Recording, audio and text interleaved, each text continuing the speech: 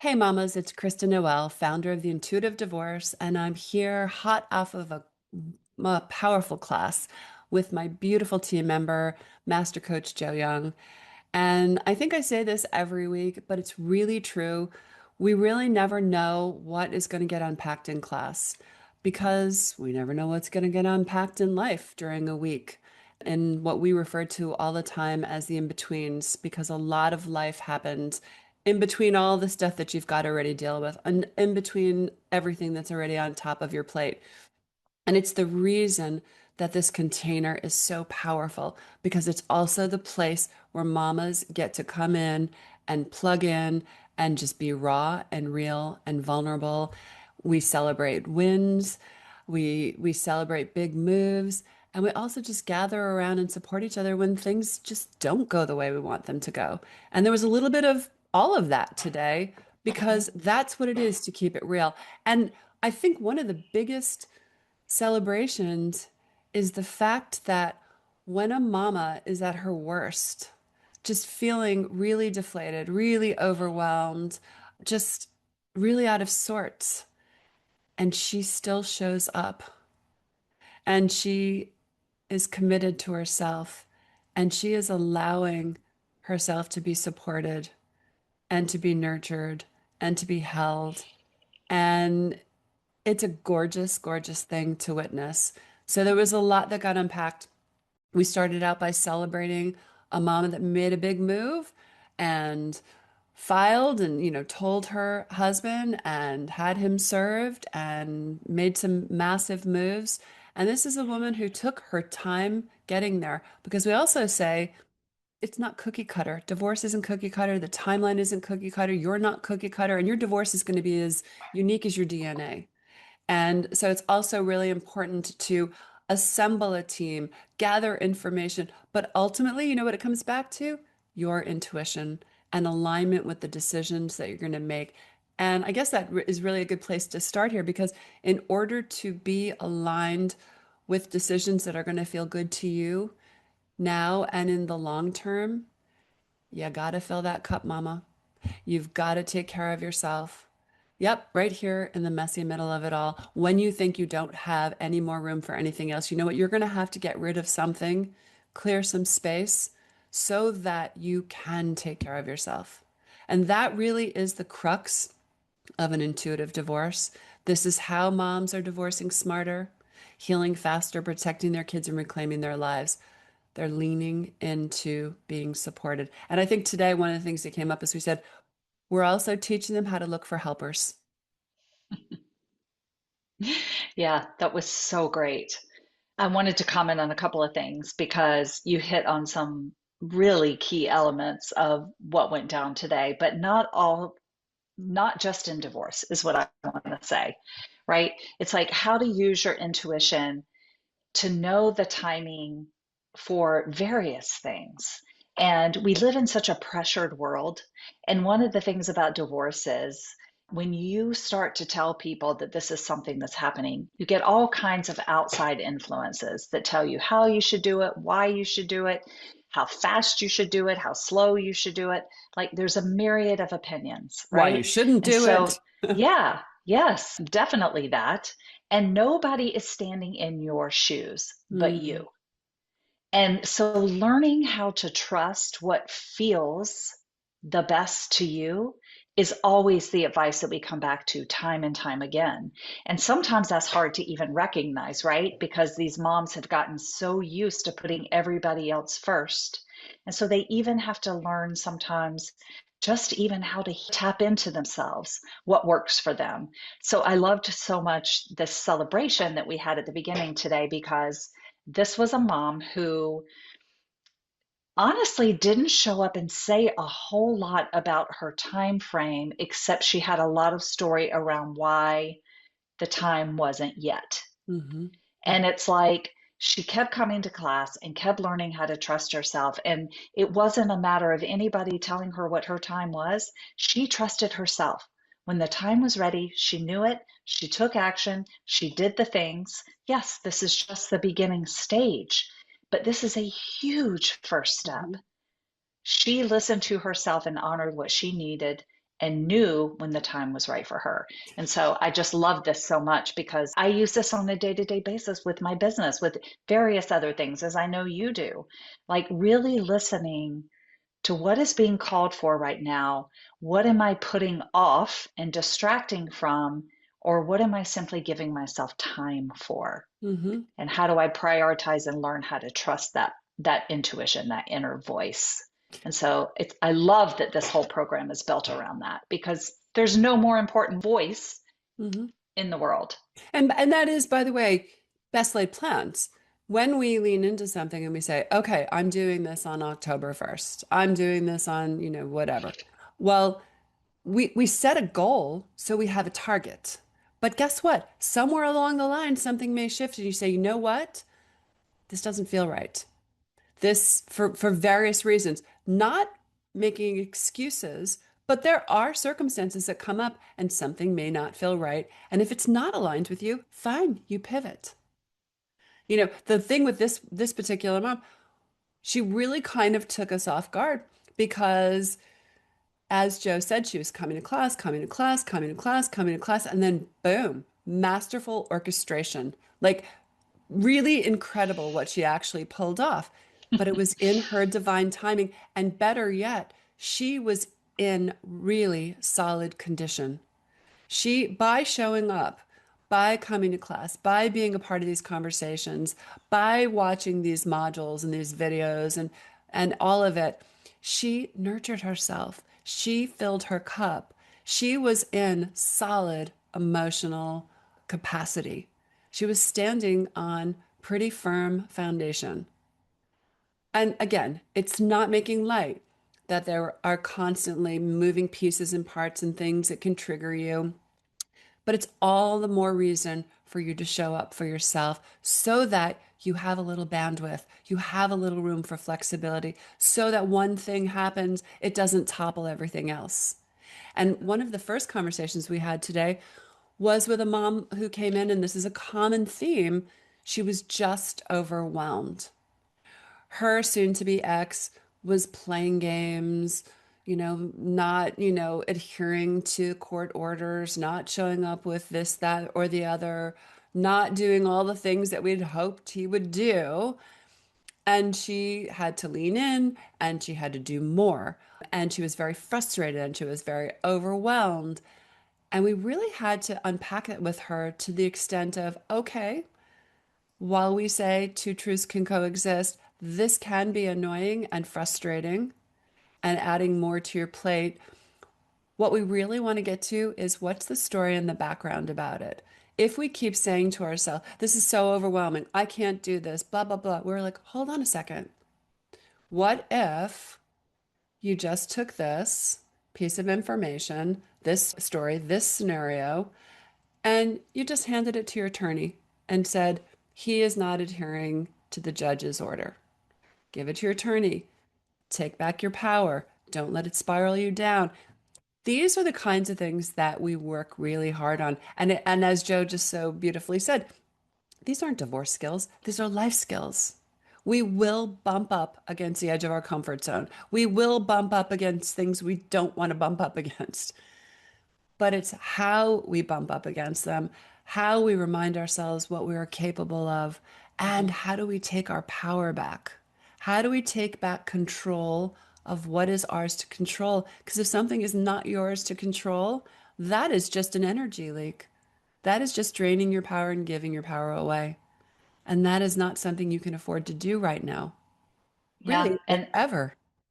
truly, I mean, when you're in the middle of this, it does feel overwhelming, all of it. And so not taking on more than you have to is so critical.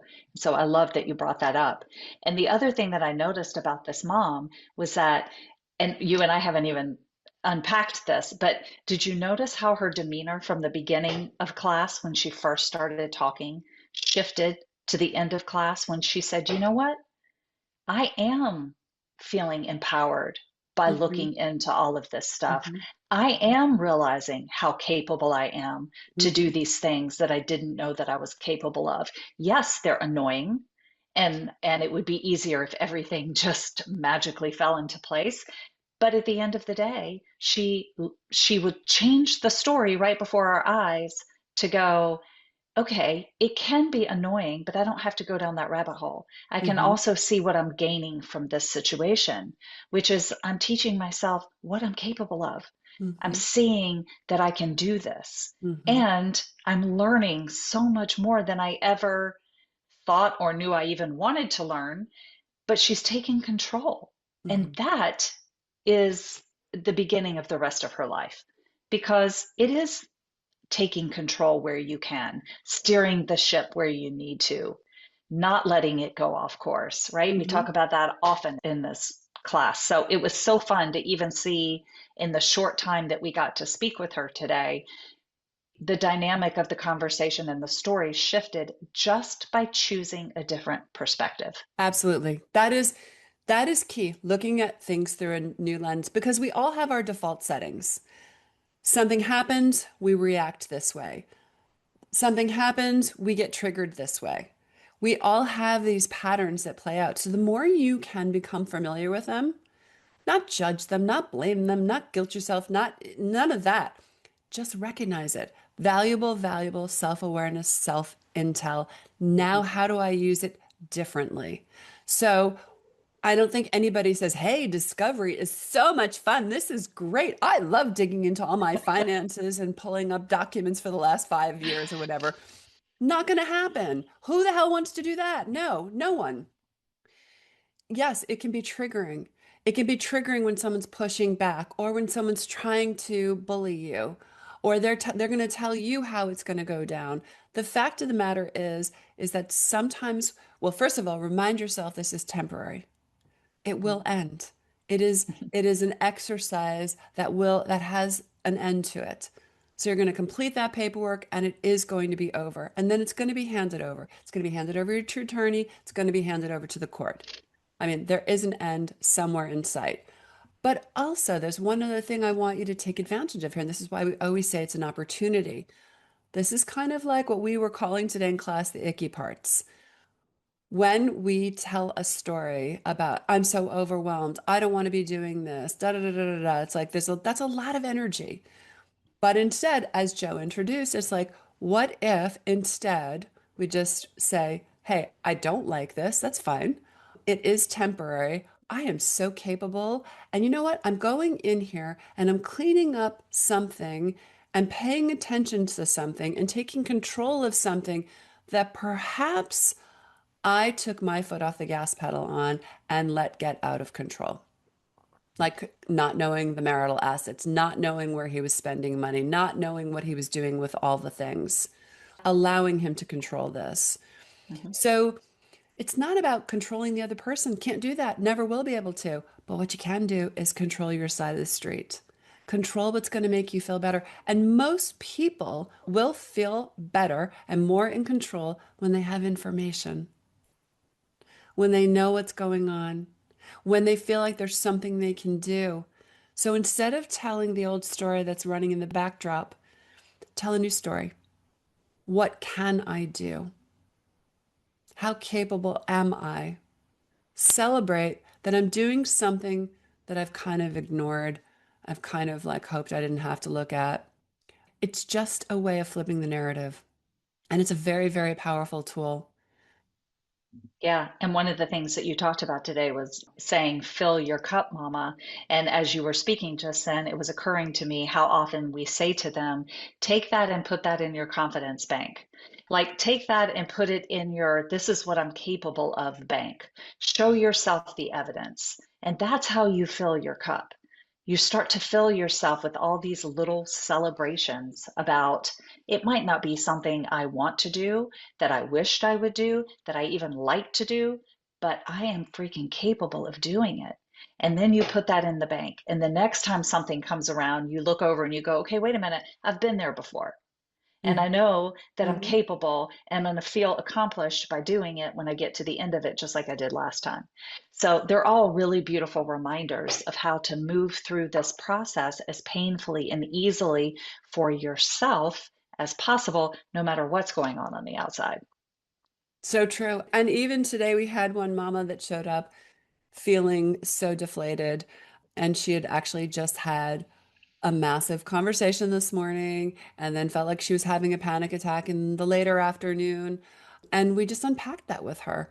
And no judgment. Of course, the conversation went in 70,000 directions and spiraled out of control and got very emotional and got very triggering. And I just said, okay, so that's the way it went down. Now what? So when you look back on that conversation, again, not in judgment of self, but as gathering valuable intel, what could I have done differently here? Where could I have erected a boundary? Where could I have stopped this from spiraling out of control? Where could I have protected myself more? So these are opportunities to see, how do I want to show up for these difficult conversations? How do I want to show up for these big decisions? Because there's going to Hmm. be a lot of them. There's going to Yeah. be a lot of conversations. There's going to be a lot of pulls on you. There's going to be a lot of things you're going to have to figure out what your steps are going to be and what you're going to commit to. And that's okay. And you will fill your cup so that you're in the best possible condition. And also give yourself permission to be a human being who's learning as you go. And then just look at like a situation that spiraled out and just say, okay, definitely don't want to do that again. Now what? Look at that and say, so that we literally said to that mama, okay, I want you to go sit someplace, go to a cafe this afternoon, get a delicious cup of coffee or tea, and I want you to just sit there and write some things down. What came up in that conversation? What was triggering to you? What, how did you respond? How did you find yourself in reactive mode? And what could you have done instead? How could you have shut that down? And that's Yeah. a very, very, very, very valuable tool in divorce Yeah, and it life. really is. In life, yes, Mhm. absolutely. Awareness is the breakthrough. We think it's about a result or something else, but nothing changes if we're not aware of what needs to change. Mhm. So we need to start seeing these awarenesses, Mhm. these opportunities, even when we don't come out and respond the way that we want to. What's the awareness that you can gain from that? Because that's the breakthrough. Now you have an opportunity to do it differently. Mhm. So awareness in and of itself is a win. You learn something. Great. You learn something. I mean, think about how often we say that to our kids. You're not going to do things perfectly. You're not going to go out and do something for the first time and be phenomenal at it.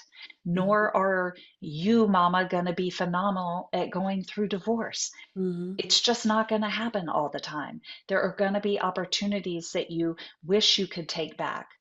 And the reality is, that's the awareness.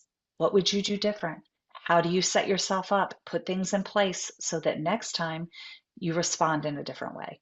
That's what you have control over. And awareness is surrounding yourself by people that are supporting you, finding the right attorney who is acting on your behalf of your desires and your needs. Obviously, you're deferring to your attorney or your mediator or your collaborative team for their expertise, or your financial advisor, or your co parenting counselor, anyone that you've surrounded yourself by. But again, awareness is making sure you're clear on what you need. How does it feel in my heart? How does it feel in my body? If you aren't harnessing the power of your intuition here, it's very difficult to guide your team and to reflect that to them. And remember, again, not expecting you to know how to divorce, just expecting you to get clear on what it is that you want. What are your desires? What are your desired outcomes? And how do you want to feel in this process? How do you want to get your kids through this? How do you want to get yourself through it? What do you want your future to look like? And this Yeah, can and to be, your point, also how to put the team in place that's right? going to be in alignment with you, Hmm. because that's crucial. And you may have lost your voice in your marriage, but don't lose your voice in your divorce. Yeah. This is the time to lean in and to right the wrongs. This is the time to validate yourself. This is the time to be seen and to be heard. This is your life. And you don't have to know how to divorce, and you don't need to know the law. You just need to know, I want something to shift, and this is how I want to live my life, and this is how I want the energy of my house to feel, and this is how I want to be in relationship with the people I love most. That's all you need to know, and you need to build on that. But it does start with showing up for yourself and filling your cup, and it can't be an afterthought. It is a game changer, a total, total strategic game changer in divorce. And the mamas that are doing that are showing up for the difficult stuff. So the fact that you're just even here watching this video in our sphere, in our community, in any capacity, is you showing up. And that's a celebration and a win for you today. So whether you are divorce curious or you're in the midst of something messy, I really encourage you to get support in any way, shape, or form that feels good to you, your intuition, and fills your cup. Yes, it's also how you find your helpers, as we talked about in the Yeah. beginning, Don't right? you love that word, helpers? Find the people who are going to Hmm. be there for you Hmm. and let them in. Hmm. Let them help you. Yep. It's Absolutely. crucial. Absolutely. So I think we're going to leave this here today and just happy to share this with you. And if you want to know more about our work, just check us out at intuitivedivorce.com. Please get on our newsletter list. That's where all the good stuff comes out. And we're constantly creating programs. We have an app, we have a podcast. Joe's got programs, nervous system regulation, you name it. There are myriad ways to support yourself through this process, Mama, and it's really important that you find what works best for you. So we will leave you with that and just send you love today. Yes, beautiful class, and we hope to see you back Oh, here it was again. beautiful. Yes. Thank you, Joe. Bye, honey.